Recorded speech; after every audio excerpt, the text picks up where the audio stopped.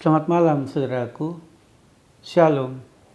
Dalam segala keadaan kehidupan kita, janganlah kita khawatir, janganlah kita pesimis, tetapi mari kita tetap semangat menjalaninya, karena Tuhan mampu membuat segala sesuatu menjadi baik.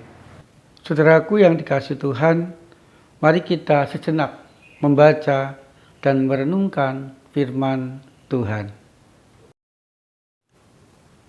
Tuhan, biarlah firman Tuhan yang kami baca membuat kami semakin menemukan kebaikan di balik segala peristiwa yang kami alami. Amin. Injil Markus pasal 7 ayat 37.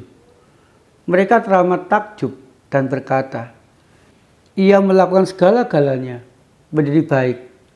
Yang tuli dijadikannya mendengar, yang bisu dijadikannya berkata-kata." Saudaraku yang dikasihi Tuhan, di dalam Tuhan Yesus menjalani kehidupan dunia, Tuhan Yesus melakukan segala kebaikan kepada setiap orang yang ia jumpai dalam kehidupannya. Tuhan Yesus membuat banyak mukjizat, menyembuhkan berbagai macam penyakit, memberikan makan 5.000 orang atau 4.000 orang. Tuhan Yesus pun juga mendengarkan keluhan-keluhan banyak orang, termasuk Maria dan Marta ketika mereka kehilangan adiknya. Tuhan Yesus datang mendekati dan mau mendengarkan curhat dari Maria dan Marta. Dan masih banyak lagi saudaraku yang membuat banyak orang merasakan dan mengalami kebaikan demi kebaikan Tuhan Yesus di dalam kehidupan mereka. Saudaraku yang dikasihi Tuhan, ayat yang kita baca tadi merupakan bentuk kekaguman, bentuk ketakjuban banyak orang kepada Tuhan Yesus. Karena Tuhan Yesus sudah menyatakan kebaikannya, yaitu menyembuhkan seorang yang sakit, bisu, dan tuli. Mengapa mereka takjub, saudaraku? Karena banyak orang itu telah menyaksikan dan mungkin ikut mengalami betapa susahnya, betapa menderitanya orang yang bisu tuli itu. Tidak bisa mendengar dan tidak bisa berkata-kata. Dan Tuhan Yesus pun juga ketika melihat orang kena bisu tuli itu, merasa kasihan kepada orang itu. Sehingga Tuhan Yesus mempunyai keinginan dan orang yang bisu tuli itu juga mau disembuhkan oleh Tuhan Yesus. Tuhan Yesus memegang telinga orang itu dan Tuhan Yesus pun juga memegang lidah orang itu. Dan ketika Tuhan Yesus menyembuhkan orang yang bisu tuli itu, luar biasa saudaraku, orang yang kena bisu tuli itu sembuh. Ia bisa bicara dan ia pun bisa mendengarkan dengan jelas. Karena kebaikan Tuhan Yesus, orang yang bisu tuli itu mampu menjalani kehidupan yang normal, mampu berkarya, mampu menjadi berkat bagi banyak orang. Saudaraku, rupanya kesembuhan orang yang kena bisu tuli itu membawa sukacita. Tidak hanya orang yang bisu tuli itu tetapi juga membawa sukacita bagi orang-orang sekitarnya. Bahkan banyak orang menjadi takjub, menjadi percaya, dan dia ingin merasakan kebaikan Tuhan Yesus, dan ia ingin ikut Tuhan Yesus. Kesembuhan yang dialami oleh orang bisu tuli itu menjadi berkat bagi banyak orang. Saudaraku yang dikasihi Tuhan, banyak orang mengatakan, ia mampu melakukan segala-galanya menjadi baik. Yang buta melihat, yang tuli mendengar, yang bisu bisa berkata-kata. Sehingga saudaraku, mereka mengalami sukacita yang luar biasa karena kebaikan demi kebaikan mereka dapatkan, mereka rasakan dari Tuhan Yesus. Saudaraku yang dikasihi Tuhan, ketika kita melihat kehidupan kita sehari-hari yang sudah kita lewati, saudara, tentu di sana pun juga kita akan menemukan kebaikan demi kebaikan yang Tuhan berikan dalam kehidupan kita.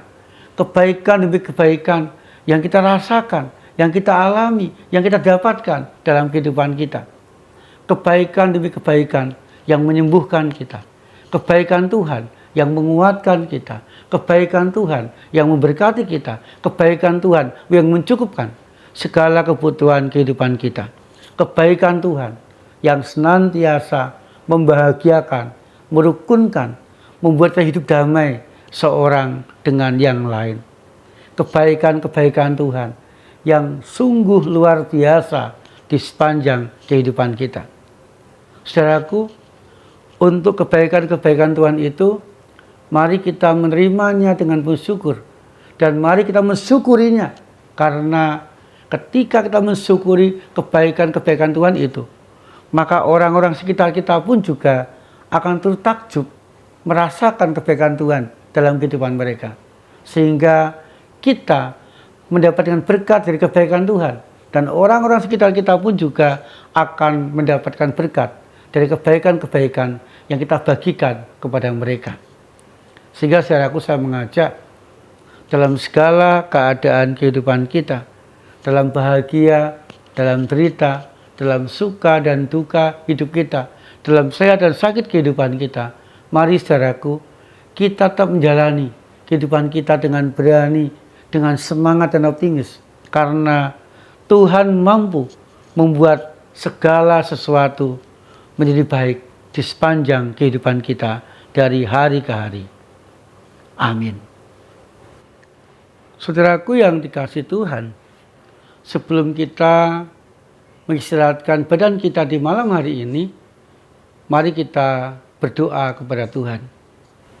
Tuhan, sungguh ketika kami melihat ulang perjalanan kehidupan kami, di sana kami menemukan kebaikan demi kebaikan yang Kau berikan di sepanjang kehidupan kami.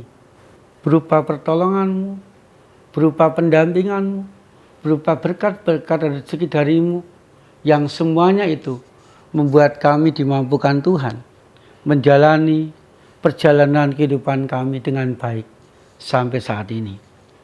Kami berdoa ya Tuhan malam ini untuk keadaan bangsa kami Indonesia jelang Pilkada serentak tanggal 27 November 2024 yang akan datang.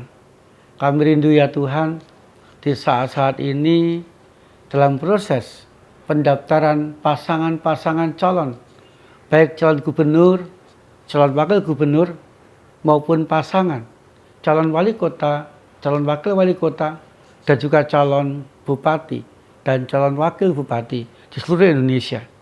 Kami rindu ya Tuhan, bangsa kami tetap dalam keadaan yang rukun, tetap saling menghargai, tetap saling menghormati, walaupun berbeda pilihan. Kami rindu ya Tuhan, biarlah cinta kasih-Mu boleh merukunkan bangsa kami. Di dalam nama Tuhan Yesus Kristus kami berdoa. Amin. Saudaraku, mari kita senantiasa mensyukuri kebaikan-kebaikan Tuhan, agar kita kuat dan bahagia menjalani kehidupan kita masing-masing. Tuhan Yesus menyertai dan memberkati kita.